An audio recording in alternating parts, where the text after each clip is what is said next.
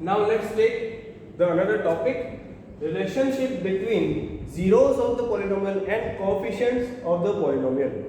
कोई polynomial है fx, तो उसके जो zeros आएंगे और उसके जो coefficients होंगे उसके बारे में अपन रिलेशन निकाल रहे हैं.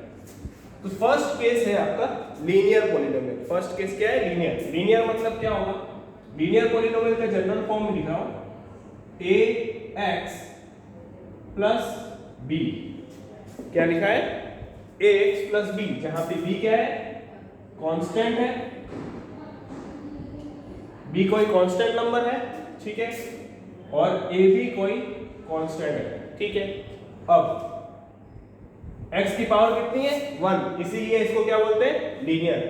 Suppose let alpha is a zero of the polynomial.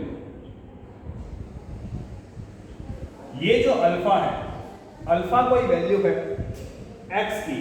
किसकी वैल्यू है? x की, जिसपे ये वाला फंक्शन क्या होता है? जीरो हो जाता है. तो f alpha equals to x की जगह लिख दो alpha, a alpha plus b, और क्या लिखा हुआ है? जीरो ऑफ द पॉलिनोमियल है, मतलब ये इक्वल्स टू किसके हो जाएगा? जीरो के. अल्फा जब वैल्यू आप लिखते हैं तो ये इक्वल्स टू जीरो के होगा. अब रिलेशनशिप निकालने के लिए इस b को उस पर भेजो तो ये हो जाएगा माइनस का b, यहाँ पे क्या रह जाएगा? a alpha. फिर से नेक्स्ट स्टेप में अल्फा की वैल्यू क्या आ जाएगी? माइनस बी अपॉन ए. बी क्या है? नेगेटिव कांस्टेंट टर्म है,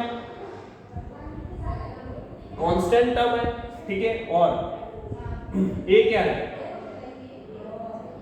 को एफिशिएंट ऑफ एक्स है, एक्स का कोएफिशिएंट और constant term. So minus of constant term upon coefficient of x. तो ये हो गया आपका first relation.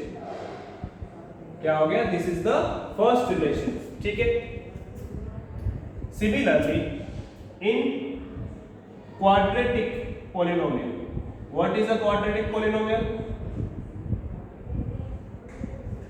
Quadratic polynomial is like this: ax square plus bx plus c, where a, b, c are constant.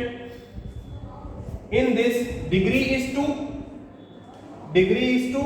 So polynomials, the zeros of the polynomial will be 2.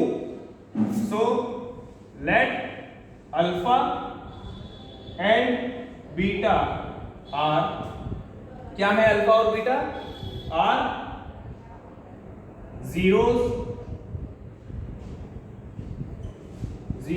of this polynomial. कौन सा polynomial? This polynomial fx. ये जो fx है उसके ये alpha और beta क्या है? polynomials है, ठीक है, zeros of the polynomial. अब कैसे आगे बढ़ते हैं देखो. जब आप ये सपोज करते हैं तो इसका मतलब ये होता है कि जो आपका fx है वो ये तो है ही, लेकिन उसको आप k times x minus alpha और x माइनस बीटा लिख सकते हैं. क्या लिख सकते हैं? ठीक है, ये आप लिख सकते हैं, क्योंकि ये लिखने के बाद ही आप x equals to alpha and x equals to beta आप ला सकते हैं, ठीक है. तो ये क्या हो जाएंगे? दो x minus alpha, x minus beta will B factors of fx. ये जो fx है, ये पूरा fx है, उसके क्या हो जाएंगे? ये दोनों फैक्टर्स होते हैं. ये हमेशा याद रखना, जब भी कोई दो जीरोस हैं तो आप उसको इस तरह से लिख के और इस पूरी टर्म को क्या लिख सकते हैं? As a factor of fx लिख सकते हैं, ठीक है. नाउ लेकिन fx की वैल्यू तो ये है, तो इक्वेट कीजिए एक बार. ax square plus bx plus c equals to में ये पूरा टर्म मल्टीप्लाई कर दीजिए। x into x is x square, then minus of alpha and x minus alpha, और उसके बाद x और minus beta, minus of beta x आएगा एक टर्म, और लास्ट में आ जाएगा अल्फा इंटू बीटा, इन दोनों टर्म्स। ये एक का x का इंटू इस तरह से, x का इंटू बीटा से, फिर अल्फा का इंटू x से और अल्फा का इंटू बीटा से, तो ये आ जाएगा। अब ध्यान से देखो, यहाँ पे माइनस और x, यहाँ पे भी माइनस और x कॉमन आ जाएगा, तो मैं इसको इस तरह से लिख दूं, माइनस का टर्म बाहर लिख दिया और x का लिख दूं पीछे। तो अब इन टर्म्स को ध्यान से देखना।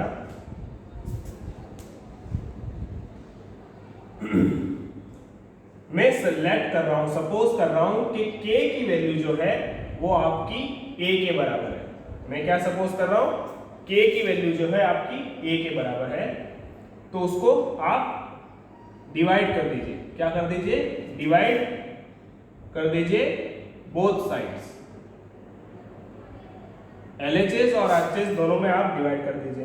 तो ax square divided by a plus bx upon a plus c upon a equals to, यहाँ पे क्या आ जाएगा, ये k की जगह क्या आ जाएगा a, और इसको अपन डिवाइड कर रहे हैं a बाय a। ये क्यों कर रहे हैं, ताकि ये ब्रैकेट ओपन हो जाए, ठीक है। और ब्रैकेट में क्या है, x square minus alpha plus beta x plus alpha beta, ठीक है। अब ध्यान से देखो, a will be cancelled, a will be cancelled, तो अपनी जो इक्वेशन आई वो क्या आएगी, सिर्फ x square plus b by a x plus ये k और a को इक्वल्स टू भी क्यों लिया है वो ध्यान से देखो। इस एक्स स्क्वायर को देखो ध्यान से, इस एक्स स्क्वायर इंटू k करोगे तो क्या आएगा, k एक्स स्क्वायर आएगा।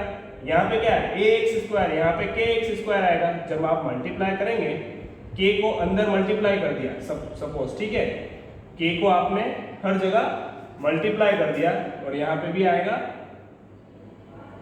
इंटू k जो बाहर था वो अंदर मल्टीप्लाई कर दिया, यहाँ यहाँ और यहाँ।